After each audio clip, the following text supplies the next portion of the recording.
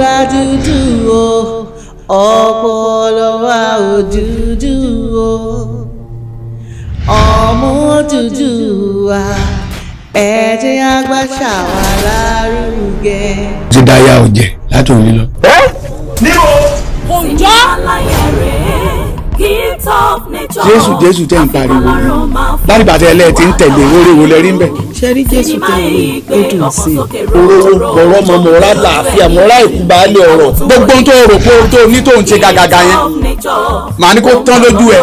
Lémi ikú ọ̀ní ayẹyẹ lọ́kàn. Sinimá titun Gift of Nature. Ẹ̀bùn àtọ̀hún wá. Ikú balẹ̀ ojoojú. Àkàlàmọ̀gbọ́ balẹ̀ ojàdọ̀. Ẹ̀ńtẹ̀rẹ̀ balẹ̀ nkó fún akọni jẹ́. Wọ́n gbórí ilẹ̀ wọn jẹ́ gbó. Wọ́n gbórí ilẹ̀ wọn mú mi. Wọ́n gbórí ilẹ̀ wọn ṣẹ́bàjẹ́. Àṣẹdọ̀wọ́ ilẹ̀ apani. Omi mi tó ń gbé wọn mi lọ́kọ̀ọ̀kan. Gift of Nature. Ọ̀rọ̀ ilẹ̀ ni o. Odidi ìdílé kan ló parun tán torí tẹ́lẹ̀dà fún àlọ́fẹ́. Kó wá di tá a fi ń faguru kara wa lókè pẹ́. Sinimá titun Gift of Nature. Ẹ̀bùn àtọ̀hún wá.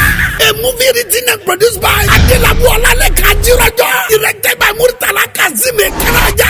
Ọláìtọ́ Olintolo package yẹ. Starring Bukola Arugba. Joseph Mahmood. Abẹni Agbẹ́. Ọlọ́fààná. Bọ̀bọ̀bí. Olóyiyọ̀. Ìyá Ìrókò.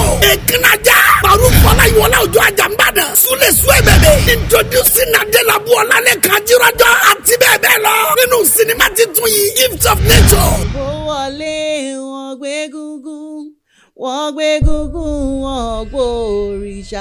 Wọ́n fi ẹ̀ló lé wa lọ́wọ́. Wọ́n fi láṣà bàbá wa síta. Ìdí tí mo fi jẹ́ obìnrin màá jẹ́ kẹ́ ẹ mọ̀. n tó fi jóbìnrin yẹn tí ọwọ́ mi bá tẹ ìdí àlànà. Ẹ̀bùn àtọ̀hún wá.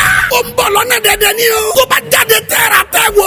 Ẹ má gbàgbó kọjá bẹ́ẹ̀. Ẹ kú ojú lọ́nà o.